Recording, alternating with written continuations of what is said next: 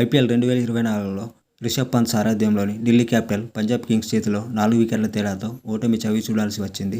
పంజాబ్ సొంత గడ్డపైన జరిగిన ఈ మ్యాచ్లో తొలుత బ్యాటింగ్ చేసిన ఢిల్లీ జట్టు పంజాబ్పై భారీ స్కోరు చేయడంలో విఫలమైంది. 20 ఓవర్లలో జట్టు 8 వికెట్లు కోల్పోయి 174 పరుగులు మాత్రమే చేసింది. ఆ తర్వాత ఇంగ్లాండ్ ఆల్రౌండర్ శ్యామ్ కరణ్ అద్భుతమైన అర్ధ సెంచరీ ఇన్నింగ్స్ ఆధారంగా పంజాబ్ కింగ్స్ 4 బంతులు ఉండగానే ఈ లక్ష్యాన్ని అందుకుంది. ఈ మ్యాచ్లో పంజాబ్ కెప్టెన్ శిఖర్ ధవన్ టాస్ గెలిచి ముందుగా బౌలింగ్ తీసుకున్నాడు. అందుకు తగ్గట్టే ఢిల్లీ ఓపెనర్లు ధాటిగా బ్యాటింగ్ ప్రారంభించారు. మిచెల్ మార్ష్, డేవిడ్ వార్నర్ వేగవంతమైన ఆరంభాన్ని అందించారు. వీరిద్దరూ 20 బంతుల్లో 39 పరుగుల పార్ట్నర్షిప్ను నెలకొల్పారు.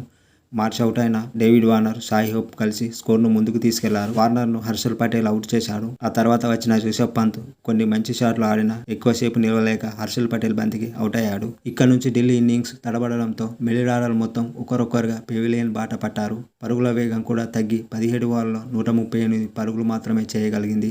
అదే సమయంలో ఇక్కడే తన మెరుపు బ్యాటింగ్తో ఢిల్లీకి బలమైన స్కోర్ను తీసుకెళ్లాడు ఇంపాక్ట్ ప్లేయర్ అభిషేక్ పోరెల్. చివరి ఓవర్లో హర్షల్ పటేల్పై వరుసగా 5 బంతుల్లో 2 సిక్స్లు 3 ఫోర్లు కొట్టి జట్టును 174 పరుగులకు తీసుకెళ్లాడు. అభిషేక్ పోరెల్ కేవలం 10 బంతుల్లోనే 32 పరుగులు చేసి అజేయంగా నిలిచాడు. అలాగే ఢిల్లీలాగే పంజాబ్ ఓపెనర్లు కూడా వేగంగానే ఆరంభించారు. శిఖర్ ధవన్, జానీ బ్రెస్టో 3 ఓవర్లలో 34 పరుగులు చేశారు. కానీ పంజాబ్ 4వ ఓవర్లో 2 వికెట్లు కోల్పోయింది.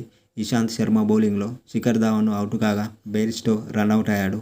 ఇక్కడ నుంచి ప్రభుమాల్ సింగ్, శ్యామ్ కరణ్లు ఇన్నింగ్స్ను చక్కదిద్దారు. వీరిద్దరూ 42 పరుగుల పార్ట్నర్షిప్ను నెలకొల్పి జట్టును పటిష్టం చేసిన అద్భుతమైన ఫామ్లో ఉన్న కుల్దీప్ యాదవ్ ప్రభుమాల్ సింగ్ను అవుట్ చేశాడు. కొద్దిసేపటికే కుల్దీప్ జితేష్ శర్మను కూడా స్టంప్ అవుట్ చేశాడు. దీంతో బాధ్యత అంతా శ్యామ్ కరణ్పై పడింది.